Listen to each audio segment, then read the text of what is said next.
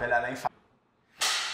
m'appelle Alain Farah, je suis écrivain et je suis l'auteur de 1000 secrets, 1000 dangers que nous tentons, Marc Beaupré et moi, d'adapter à l'Usine C cette année. Il est aussi interprète sur le spectacle que vous allez peut-être venir voir, Chant de 1000 secrets. Puis moi, je suis le metteur en scène et on a tous les deux signé l'adaptation. signé l'adaptation.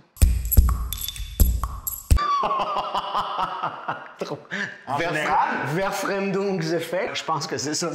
On s'excuse à tous les Allemands, on s'excuse à Angela, on s'excuse à tout le monde. Mais ça fait 2 mots, par exemple.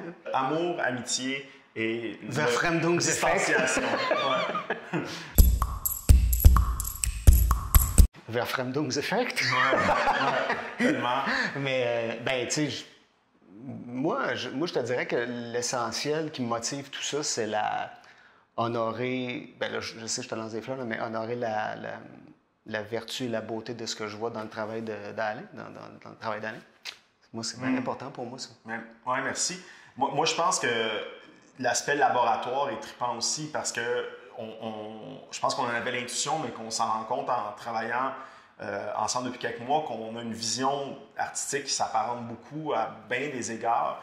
Et puis moi, je vois ça comme un labo de prendre seulement un échantillon du livre, de le sortir, puis un bout quand même assez exigeant au sens où c'est un monologue intérieur. Donc comment tout d'un coup on incarne un monologue intérieur dans une nuit d'insomnie avec 5 corps. Il y a donc ce travail-là, il dit parce que c'est une évidence pour lui. Mais pour moi, c'est bien résumé. C'est bien résumé. C'est ça. A priori, c'est un défi qui me fait dire que, dans le fond, on réglera un certain problème par rapport à qu'est-ce que ça peut être une adaptation scénique de 1000 secrets, 1000 dangers, en partant d'un des chapitres qui me semble le plus dur à adapter. Ben, je te dirais que moi, l'inspiration majeure dans ma vie, je peux pas. En tout cas, je trouverais ça dur de me limiter à juste ça, mais ça serait Albert Camus.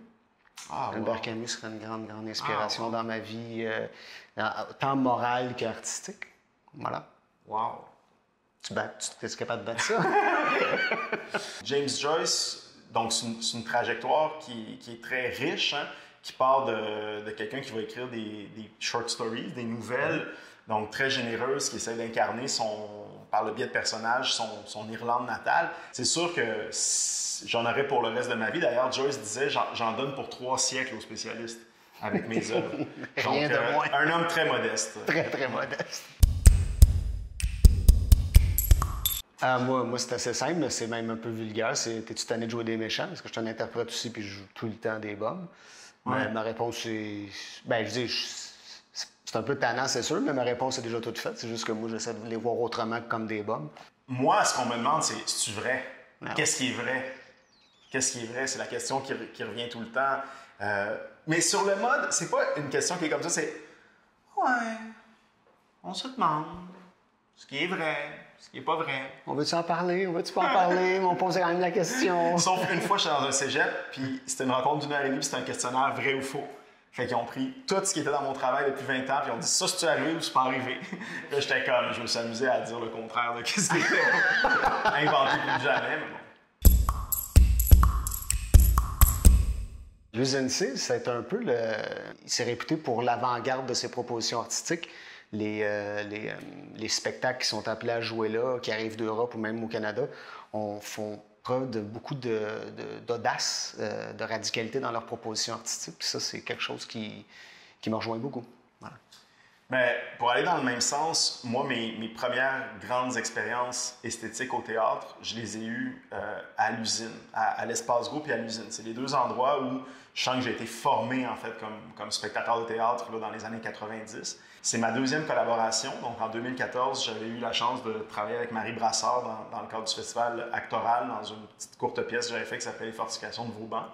Puis là, en fait, pour moi, c'est quand même assez naturel de tenter, disons, cette nouvelle expérience-là d'abord à l'Usine, parce qu'il y a là une générosité par rapport justement à la possibilité donc d'expérimenter et donc rater mieux, comme disait Beckett.